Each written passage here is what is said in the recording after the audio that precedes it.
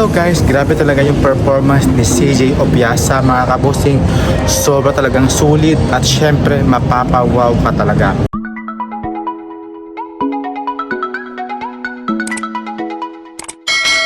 So hello guys, welcome back again to my vlog. So for this video mga kabosing, ang pag-uusapan natin ngayon ay ang press conference na natin pambato na si CJ Opiasa, na kung saan rumampas siya doon mga kabosing. At syempre sobra talagang ganda ng kanyang performance at sulit na sulit talaga mga kabosing. Kaya maganda talaga yung kanyang performance when it comes sa kanyang pasarela, sa kanyang gandang ng outfit mga kabosing, at syempre yung kanyang pa-eksena mga kabosing. At sobra talagang ganda at hindi mo talaga maiitsapwere ito si CJ Opiasa when it comes sa kanyang tindig pang Miss Grand talaga mga kabosing ang datingan. So I'm here ngayon mga kabosing sa mall, na papasok na ako sa duty.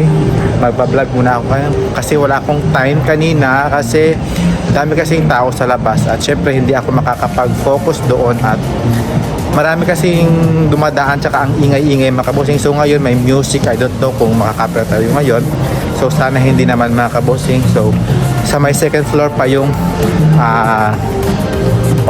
work ko mga kabosing. So ayan nga mga kabosing, dami talaga nag-stand out din. At for example yung kay CJ Opiasa, yung suot niya yata yung sa Miss Universe Thailand, yung nag-first runner-up mga kabosing. At syempre yung si Colombia din mga kabosing, hindi rin yung nagpapahuli talaga sa kanyang suot mga kabosing. Kasi yung suot niya yata, yung suot ata yun ni Anita Rose, na so yung color blue ata yun sa preliminary competition. So ang ganda talaga mga kabosing at bagay na bagay din talaga kay Colombia. So ang dami talaga nag-stand out mga kabosing at hindi ko rin alam kung sino yung makakapasok sa top 5-4.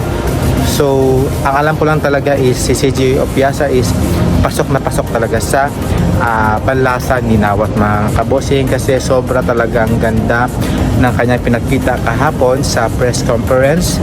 At syempre todo bigay talaga ang ating kandidata na si CJ Opiasa. Kaya support natin. At syempre yung nag-stand out din doon yung si India mga kabosing, si Indonesia, si Myanmar, daming fans mga kabosing.